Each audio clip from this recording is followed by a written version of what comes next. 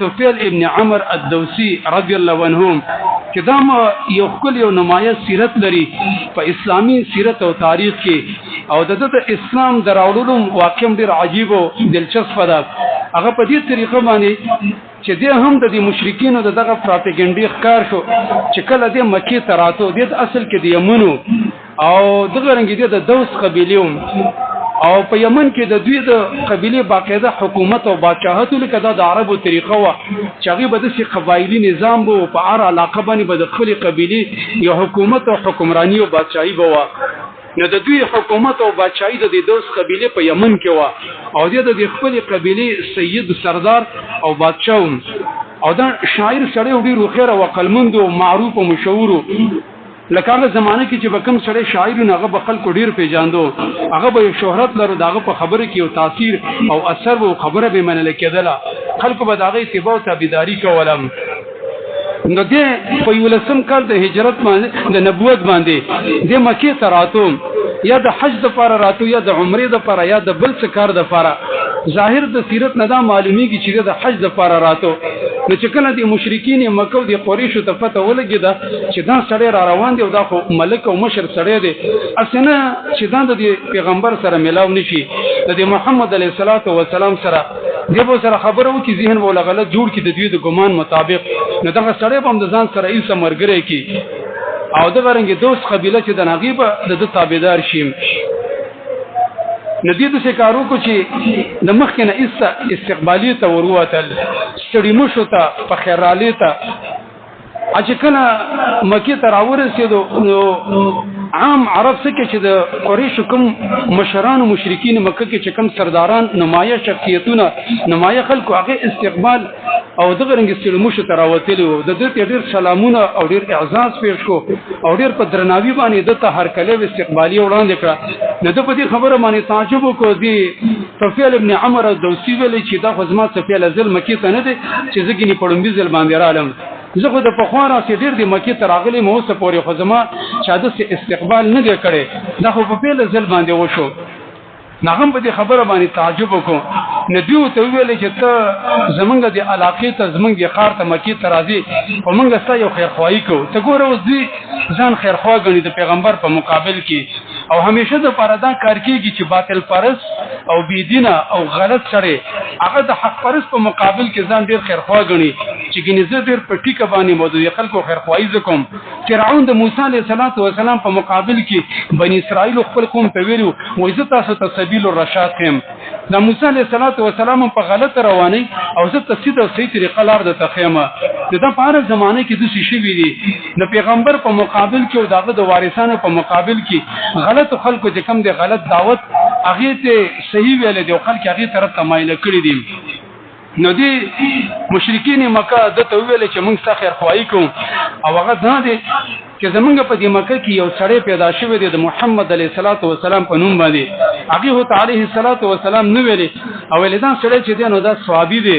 صحابي په پنګ زمانه کې چې هغه چاته ویلي چې هغه به د پلار نیکه هغه زوړ دین هغه بت پرستی او شرک به پرې خودو او د نبی علیه الصلاۃ والسلام او د پیغمبر مرګره بشو نو دی به دا سړی صحابي دی او دا ورنګ ویل دا لیوانی دی او شاعر دی او دا مجنون دی او کاهن دی. نو فهم کوي چې ګورې ته خو دې مکې ته راځي موږ دې نه منې کو بالکل راځه خو دومره ده چې ګورې د دې سړي سره ملاو نشي او دا ورنګ د خبره وانه وري کله د خبره دی واورېدل د وانه سره به متاثر شي ځکه دا حالت موږ ولیدل دي چې څوک مو سره ملاو شوی دي او د خواله ورغلي به زواره سره تیسه متاثر شوی دي. نو عزتمن د دینه دا معلومیږي ځان د شخصیت جوړول د اخلاق د گفتار او کردار چې انسانیت دنه متاثر شي د ډېر ناشنا خوې چې په انسانانو کې راشي درو خوې کوا خیستر او خبرې کوا او د ورنګي او گفتار او کردار دي درو ساته په هر مجلس کې ډېر خنداګان او ډېر ټوکې ټقال او بې وقاري قسم دی د انسان سمعت خرابوي د شخصیت خرابوي د ماشومان هم د نه حیا نه کیږي خپل خځه ته بس فخر کار کوي د دې وجنه درون خوې کوي دا د عمر سره تعلق نه ساتي دا یوازې د ګیرو پر خودو سره تعلق نه ساتي دا یوازې د حج او د عمرې کولو سره چې حاجی سه به معتمر د دې سره نه چې مسلمانې مؤمن وي نه به باوقار وي دا وجه کم د شعور والا وي د خبرې ډېرې مزیداري د ناس تفاسه د چې په یو ځای کې کینی د سماع عزتمن ته به ځای په کم د لانی بم نه پکی او دا ورنګ دی په خپل پوزه کې په یو مجلس کې ګوتم نه وخی د حالت باندې اختر شي دا د وجه نه خلکو لکرکه او نفرت ورشي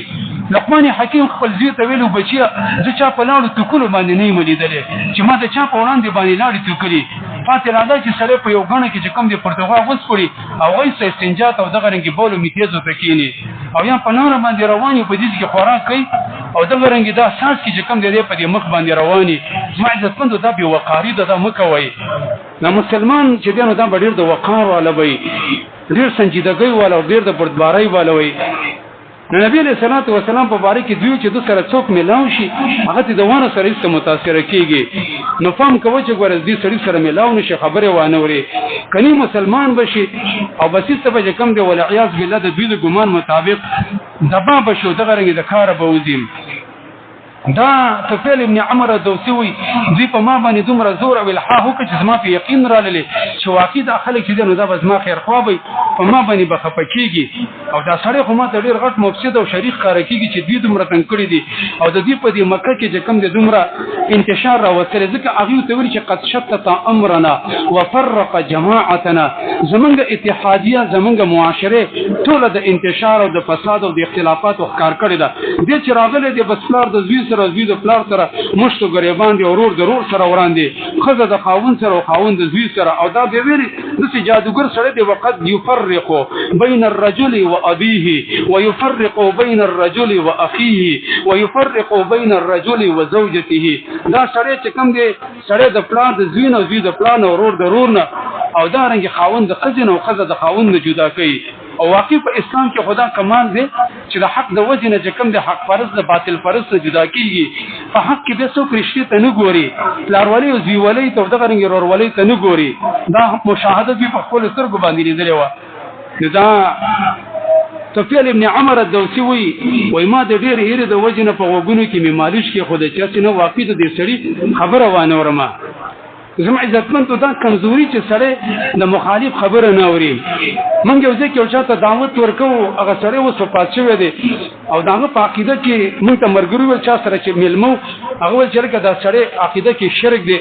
او د څه په زیارتونو باندې په تعویذونو باندې ډیر یقین ساتي مونږ سره خبره کوله هغه ول نه مولوی صاحب خبره ما سم کوو بیا په خپل خبره کې په خپل عقیده کې شکی کېږم زما عزتمن ته مونږ تاسو سره دعوت درکو هغه جمعه ته هغه مکتبه فکر ولا ورده دل ورده د دې خبره واوره به پاغي کې تحقیق وکړه مونږ تاسو چې د بازار ته راوځو ټماټر دی یو سلو د اویو روپو کیلو اخلو نو پاغي کې څومره تحقیق او په سلور 15 ریړو والا باندې ګرځو چې لکه بیکاره دانه په کرانی کې تور کم دي کې سما ګټه ده او د حق په مقابل کې زما عزتمندو بس ځای کا جایګو کتل کېږي با او دغه رنګ الله بلاو ګردنی مولا نه سما عزتمندو تحقیق هغه په کار دی ځان حق ته رسول پکاري ځکه دا وړيره درنو سنجیده معاملې د پدی اعمال باندې پدی عقیده باندې ته رب العالمین ته ځان رسي او جنت په حاصلول هغه غواړي اخرت په کراس کې التزام کامیابول هغه غواړي نو د دې وجنه طفیل ابن عمر الدوسي وی ما یې په وګونو کې مالش کې خودل وی به چې مکه ته را داخل شوم نو د خود حج د عمره د فراغلو بیت الحرام ته مسجد حرام ته رالم طواف می کوو اتفاقا هم دغه سره می ولیدو نبی صلی الله علیه وسلم ولیدو په مانځ باندې ولاړو وی مو ته چې غلی په یو سترګ باندې کتل د ډیر ایره د وجنه خالم نو ورتلمه خو دا په کومه طریقه باندې چې دا مونږ کوو وي دا ډیر ناشنا و ځکه عرب د دې سره عادي نو زما عزتمند د دې نه دا معلومیږي چې په دې نیکو اعمالو کې الله یو تاثیر او اثر اچولې چې په مخالف باندې خپل اثر کوي ته د څه معاملې کوه د څه اخلاص چلوه په دې طریقه باندې عبادت زما عزتمندو زدا خبره په قسم سره کوم که زمونږ اساس مونږ په صحیح طریقه باندې جوړ شو یقینو کډیر کافر چې دغه په جوق درجوق د اسلام ته برازي دعوت او تبلیغ په دومره نه کې یو کافر يهود نصارا چې ستاسو عبادت ته ګوري تاسو خل چې دا اوس په دې جمعه کې کومه غاڼه ده کله چې د دې په نمایي باندې په سار په مانځ کې د څه غاڼه جوړه شول اسلام کې به څومره انقلاب راشي معاشره به څومره بدله بشي کله بیل ماضي وتلله دغه رنګ دا فساد او دا بحای ختم شول اسلام به څومره غالب شي نو د نبی صلی الله علیه وسلم د مانځه هغه طریقو کیفیت چې ماولید او عزت نه ډیر متاثر شوم وای ما په وګونو کې مالش کې خودلی و په دغه باوجود د اواز څنګه سزما دی غوګونو ته راځو د قران تلاوت وکاو لکه څنګه چې د الله سبحانه و تعالی مشیت او د الله خوخه و نو په ما باندې مو د قران د تلاوت ډیر خوږ ولګیدو په دې نه معلومیږي چې قران په خاصه انداز په خاصه لهجه باندې لوستل پکار دي و دا خبره چې مې واره دی ډیر خیر باندې ولګیدلې وای ما ځان څه ویل چې توفیاله دا څه د کم قلتوب کار کې ته ډیر پوی او خیر سره او د دوس قبيله مشر او دغه زعامت او سیادت او قیادت او مشري ته کې ته د خلکو جرګي او لانجي اواره او شخړې د خلکو ختمه ته خو د نور خلکو فیصله کې دا څه کوم قلتوب دې کړی دی غوونه د مالوش لري کا خبره واوره که صحیح وا او به معنی او کنه ونه مې معنی ته باندې زور خو نشي کوله زما عزت مند دای سوچ وکړو په دې سوچ باندې ډیر کار کیږي خبره واوره زمونږ موره د بلم واوره دې ځان له پاګې باندې سوچ وکړه الله تعالی فطرت درکړي عقل درکړي بل چا سم مشوره وکړه تحقیق او تجزیه وکړه پتا باندې څوک زور خو نشي کوله چې غلطه خبره و زما عزت مند کدا غلطه خبره زو کوم استاد انداز یو چې کم دي دواره سوچ خبره دي خطا ده خبره دي کمزور ده الله رب العالمین په انسان کې فطرتن د یو خودکار سیستم اچول دي چې انسان فورا د بل غلطي غرانی سي اپی پويږي فطرت او مزاج یې نه مني نو که غلطه خبره او میمنه او که حق خبره و صحیح و نو ویمنه هدایت به توشي د ایمان توفیق به ملاو شي رشد او کامیابی او کمرانی به ملاو شي دا خو نه ته چې الله سبحانه و تعالی ایمان او هدایت توفیق نظر کی الله سبحانه و تعالی د رشد او هدایت او کامیابی هغه ته دی ورسي نو ما چې د وګونو مې مالوش لري کړو د خبرې مې واورېدلې د قران آیاتونه و ډیر خصه مزیدار خبره خو عرب خلکو په قران باندې پویدل وای ما ویل چې دا مشرکین مکه څه دروغ وای دا خو د ځان خبرې کولې چې دا زمونږ په الهو پسې بد رد وي او کنځلې کوي او زمونږ د الهو بې عزتي کوي نو زه سره ملاو شم وای ما ویل چې یا رسول الله صلی الله علیه وسلم زه خو چې راغلم مکې ته راتم د حج عمرې لپاره ساده قوم زما سره د مخکې نه ملاو شوي او ستا په باره کې ما ته ډېرې وسوسې او دسیسې اچولې وي زه په تا باندې ډېر بدګمانه کړی وم تر دې پورې چې ستا قول هم نه راتم خو ما چې زه دا خبرې واورېدې نو دا خو بل رنګې دي دا خو هغه رنګې نه دي زما عزتمندو د دې وجه نه د چا سره چې یو سرسري خبره دی واورېدله او د خلکو چې کوم د آرا او انظار په هغې باندې د واره سره فتوا مه ورکوه د واره سره چې کوم دی په هغې باندې فیصله مه ورکوه تر څو پورې چې د هغه خوانه نه ورغلی د هغه سره د ناسته پاسته نه کړي دا یو فایده موږ بله شوه د قرآن کریم په درس کې په دې آیت کې ویله افلا یتدبرون القرآن ای دا خلک تدبر او سوچ نه کوي په قرآن کریم کې هلته مقصد دا دی یو فایده ترې دا معلومیږي چې د یو معاملې د یو چا د یو خبرې په باره کې سرسري نفس اسې په سکنې سنای باندې فیصله مه کوه تر څو پورې چې د خبرې حقیقت او جوړوالي ته د ځان نه رسولې نو دی وایي ما ورته چې دا ته ډېرې مزیدارې خبرې کې نغره ته د قرآن کریم نور آیاتونه م ولستل وای ما ویل یا رسول الله الله سره راکو په اسلام سره بیعت کوم دو اقوال دی یو قول د سیرت دا چې په دغه مقام باندې اسلام راوړي په ایمان کې داخل شو فتشهد شهادة الحق فقال اشهد ان لا اله الا الله واشهد ان محمدا عبده ورسوله دیم قول دا دی راجح قول دا دی چې پیغمبر د مانځنه فارغ شو دی وزه د طواف نه فارغ شوم چې کله هغه کور ته لاړې به سره دا خبرې وکړلې او بیا په اسلام کې داخل شو مشرکین مکه چې کله خبر شي دا سړی هم په اسلام کې داخل شو او ایمان یې راوړ نو ډیر خفه شو او ډیر پریشان شو دای ویل چې دا څه کوم عقل سړی دی نمره عقلمند او خیر سړی او د قوم قبيله مشر او دې رانه له یو سړي خبره بغیر د سوچ سمج نه د سیومنله نه د چا سم مشوره وکړه نه خپل قوم ته بیرته ولاقې ته واپس لاړلې او د دې څه خبره ومنله دا د ډیرو غلطو خلکو سوچ او فکر چې په دې حق راتلو کې یا په دې حق منلو کې به ګنې چا سم مشوره وکړي نو مخکې نه به سوچ فکر کې فرعون هم چې کوم دنو په بني اسرائیل دغه کې په خپل قوم کې په ساحرانو جادوګرانو کې دا خبره کړې و چې تاسو ایمان وروړو په دې سری باندې مخکې زما د اجازه نه زمانه خو له تاسو کړې وي چې ما تاسو اجازه درکوله کوم نه درکول تاسو خو زما ملمانه وای په دا کوم خپل په دې باندې نه پوهیږي چې کله حق د یو سړي زړه ته کوشي اسلام چې سړي اران له صحیح په زړه کې او په دل او دماغ کې یقینا کبه معاشره ته سړی نه ګوري بد اخلاقی نه کوي لیکن د معاشره نه متاثره د مخلوق نه متاثره زه خبره قسم سره کوم چې اسلام دې په دې زړه کې ور داخل شو والله العظیم زما عزتمند کبه ته د معاشره د وجنه د خزه د وجنه د بچی د وجنه د غرنګ چې کوم د عرف او د نرخ او د ریټ د وجنه ته غلط کار وکي دا زما عزتمندو چې په دین باندې موږ عمل نشو کولی که ګیره خرو که دغه رنګې سود کوو که کوم دی حرامه کوو دا رنګې که نور ګناهونه کوو دا موږ د معاشرې نه متاثر د مخلوق راته ډېر عظیم ښکاره شوی دی په زړه کې او د الله سبحانه وتعالی هغه عظمت د اسلام هغه وقت هم په زړه کې هغه رنګې نشته دی نو دلته دم دوانه چې کوم د اسلام قبول کو پیغمبر ته ویلې ول دې نه بعد زما څه ذمہواری وي څه وظیفه وي نبی صلی الله علیه وسلم یې تو خپل قوم قبیله ته دوست واپس لار چې وغي ته د اسلام دعوت ورکا دو ویلی و انی راجع الیهم و انی مطاع فیهم او زه خپل قوم قبیله ته لاړ شم او هغه زما ډیره خبره مني خو دلته دې خطا شو خبره د زمانه له په زمانه د جاهلیت کې اوس دې روسته ورکړې دی او غیله دعوت ورکړې دی خبره نه منله سره دې چې دای مشر دی تر دې پورې چې پیغمبر له په یو وخت کې راغلی او پیغمبر تی ویل یا رسول الله دې دوست قبیله ته خیره وکړه دا ولی ایمان نه راوړي ولی زما خبره نه مني نبی صلی الله علیه وسلم پاسې دوه دسه وکړو د خلکو داخله ګمان را لګی چې اوس دوه رکعاته مونږ کوي او خیره وکړي او دوست قبیله ورکیږي او تباکیږي و نبی صلی الله علیه وسلم دا دس نروتو د مانځنه بعد دسه دعا کړه چې اللهم اهد دوسا واتي بهم یا الله دوست قبیله ته هدایت کو اسلام ته راولا نبی علیہ الصلوۃ والسلام بدوانه چې خیره نه کولی چې کله یو سړی یو کافر یو مخالف ډیر زدی او عنادی وو او ډیر غټ دشمن وو او صد عن سبیل الله به کو نه ته به خیره کولی جماعه زمون په دې زمانه کې دا خبره ډیره زیاتې دي په معمولی خبره باندې غرق شو تباہ شو الله دې برباد کا او الله دې کور نغاره کا د څه به ورانه یره کور ته رسد دغه کور کې خود د ماشومان دي زنانه دي خزبې مور او پلا به دغه څه قصور دي الله دې کور لوټي کا الله دې کور نغاره کا دسه کا او دا الله دې ته ظالم کار کوي چې بس هغه بل څه نه کوي تباہول بکري جماعه عزتمن ته زنانه چې د بچی ته غوسه شي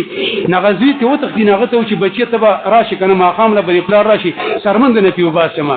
نو چې مثال دی نو چې ته څنګه رب العالمین ته خلق وړاندې کې چې الله د پلانې تبا کو سرمن پیو باسه الله ته ته قهار او جبار او والعیاذ بالله بد اخلاق افکار کیږي جماعه عزتمن د اخیری مې دا مکوي دا خوش عادت دی نبی صلی الله علیه وسلم حتی الوسه نه دی کړی تاسو داغه په سیرت کې وګورئ داغه په تاریخ کې